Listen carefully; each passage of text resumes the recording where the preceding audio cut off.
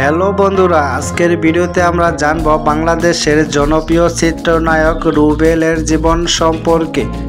রুবেল চলচ্চিত্র অভিনেতা, fighting director, প্রযোজক ও পরিচালক। রুবেল লড়াকু চলচ্চিত্রে অভিনয় করার মধ্য দিয়ে চলচ্চিত্রে প্রবেশ করেন। বাংলাদেশ চলচ্চিত্রে তিনি মার্শাল কিংবদন্তি ও অ্যাকশন কিং হিরো হিসেবে সুপরিচিত। প্রায় ২৫ শতাধিক চলচ্চিত্রে অভিনয় করেছেন এই অভিনেতা। রুবেলের উল্লেখযোগ্য ছবির মধ্যে আছে উত্থান পতন, উদ্ধার, বীরপুরুষ, বজ্রমুষ্টি ও বন্ড।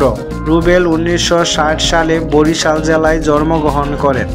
রুবেল ২২ বছর বয়সে পরপর দুইবার যথাক্রমে ১৯৮২ সাল ও ১৯৮৩ সালে জাতীয় কারাতে চ্যাম্পিয়নশিপে স্বর্ণপদক লাভ করেন।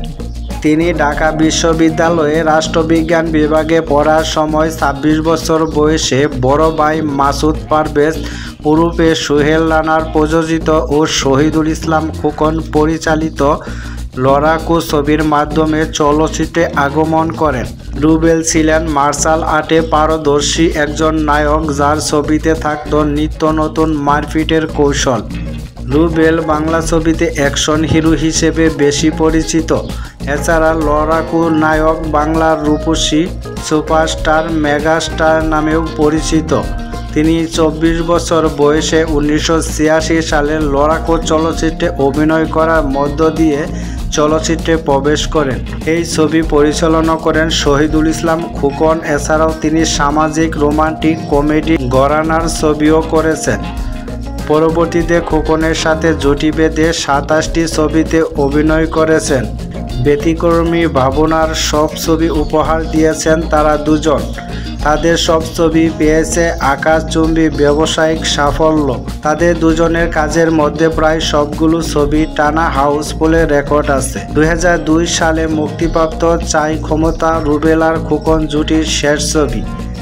নায়ক রুবেল অভিনীত কোনো ছবি প্রায় ১.৫ যুগের বেশি সময় ফ্লপ বা ব্যবসায়িকভাবে ব্যর্থ হয়নি। এমনকি রুবেল অভিনীত প্রথম টানা ১০টি মুক্তিপ্রাপ্ত ছবি ছিল বাম্পার হিট এবং সুপার হিট। লড়াকু নায়ক রুবেল একাধারে নায়ক, প্রযোজক, পরিবেশক, কণ্ঠশিল্পী ও চিত্রনায়ক, ফাইটিং ডিরেক্টর। রুবেল শুধু একজন অভিনেতাই ছিলেন না, সেই শুরু থেকেই তিনি অভিনয়ের পাশাপাশি ফাইট ডিরেক্টর হিসেবেও সফল ছিলেন। তার সবগুলো ছবিতেই দ্য অ্যাকশন ওয়ারিয়র্স নামে একটি নিজস্ব ফাইটিং গ্রুপ ছিল। তিনি বাংলাদেশ চলচ্চিত্র শিল্পী সমিতির সাধারণ সম্পাদকের দায়িত্ব পালন করেছিলেন। রুবেল ১৯৮৫ সালের ১০ মার্চ সুলতানা পারভেজ নীলার সাথে বিবাহ বন্ধনে আবদ্ধ হন। তাদের এক ছেলে নিলয় পারভেজ। নিলয় ৯০ দশকের একেবারে শেষের দিকে রুবেল নিজে প্রযোজনা ও পরিচালনায় নামেন।